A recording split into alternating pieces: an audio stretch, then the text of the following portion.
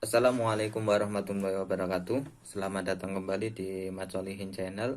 Di video kali ini saya akan menjelaskan tentang cara membuat akte kelahiran di yang terbaru tahun 2021, di mana memang ada perubahan terkait dengan syarat dan caranya di tahun 2020 ke bawah dengan yang pertengahan 2020 sampai ke 2021 ini. Tapi sebelum saya lanjut ke pembahasannya, bagi Anda yang baru pertama kali datang ke channel ini, silahkan klik tombol subscribe karena di channel ini saya banyak membahas hal-hal yang berkaitan dengan administrasi kependudukan, kayak pengurusan surat pindah, kemudian pembuatan KK, pembuatan KTP, dan hal-hal lain yang insya Allah sangat bermanfaat untuk Anda. Dan Anda juga bisa follow IG saya. Di sana juga mulai sekarang saya juga akan membagikan informasi yang berkaitan dengan administrasi kependudukan di di Instagram saya. Jadi ketika ada pertanyaan kalian juga bisa langsung DM ke Instagram saya. Nah, kita lanjut ke pembahasan berkaitan dengan cara pembuatan akte kelahiran.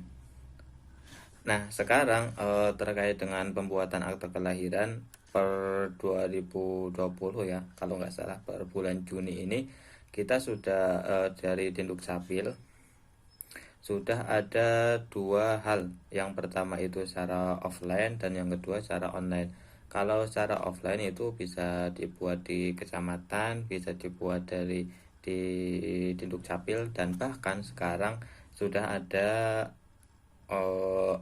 operator di desa masing-masing. Kalau di Banjarnegara sendiri, sekarang di setiap desa itu ada operator yang mengoperasikan dengan sistem siap. Jadi ketika ada pendaftaran KIA, pendaftaran akte kelahiran dan atau mungkin akte kematian dan hal-hal lain yang seputar yang berhubungan dengan di Dukcapil, ada operatornya sendiri. Itu di Banjarnegara. Kemudian yang kedua ini adalah cara online. Nah, cara online ini bisa menggunakan aplikasi. Kalau di Banjarnegara itu namanya aplikasi Durenmas. Kalau di wilayah lain ada yang Pancenmain, kalau Kabupaten Kebumen, kemudian kalau kabupaten lain juga secara sistem kalau di Dinduk Capil yang ada di Jawa Tengah itu eh, sistemnya itu hampir sama, cuma untuk perbedaan di aplikasi yang bisa di-download di Play Store itu penamaannya beda. Atau bagi Anda yang pengen tahu yang ada di wilayah Jawa Tengah eh, berkaitan dengan link administrasi online ini, aplikasi online, kalian bisa cek link yang ada di atas. Itu ada daftar link administrasi aplikasi online di wilayah kabupaten atau kota di Jawa Tengah. Kemudian, yang persyaratannya adalah eh, yang berbeda, yaitu terkait dengan pembuatan akte kelahiran ini sebenarnya hampir sama. Yang pertama itu surat kelahiran dari rumah sakit, rumah bersalin atau puskesmas. Yang kedua adalah kartu keluarga, fotokopi buku nikah orang tua yang dilegalisir, kemudian fotokopi KTP kedua orang tua, kemudian fotokopi dua orang saksi. Nah, perbedaannya adalah kalau dulu di tahun 2020 ke bawah itu surat kelahiran yang mengeluarkan itu dari desa. Jadi yang membuat surat kelahiran itu dari desa.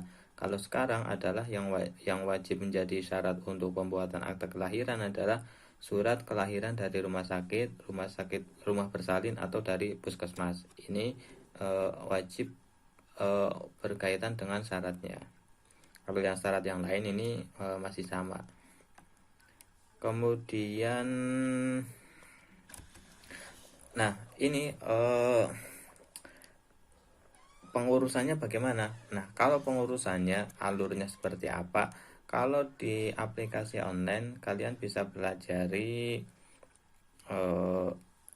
berkaitan dengan hal ini dari aplikasi atau mungkin dari tutorial yang dibuat oleh petugas admin di Dukcapil setempat. Jadi ada yang sudah membuatnya, ada yang memang mungkin belum dibuat, tapi secara nanti kalau Banjarnegara nanti link terkait dengan hal ini saya sertakan di bawah ya.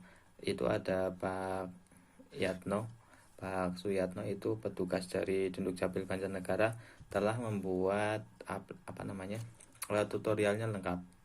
Nah, kalau misalkan itu secara online, kalau misalkan offline, bagi Anda yang mungkin berbeda kabupaten, kalian bisa tanyakan ke kantor desa atau kantor kelurahan, bisa tanyakan berkaitan dengan hal ini, atau apakah bisa dibuatkan di desa atau mungkin di kantor kelurahan ada petugasnya atau tidak, atau harus pembuatannya di kecamatan atau langsung ke Dukcapil. Cuma terkait dengan persyaratannya itu sama, yaitu ada surat kelahiran dari rumah sakit atau dari rumah bersalin atau dari puskesmas.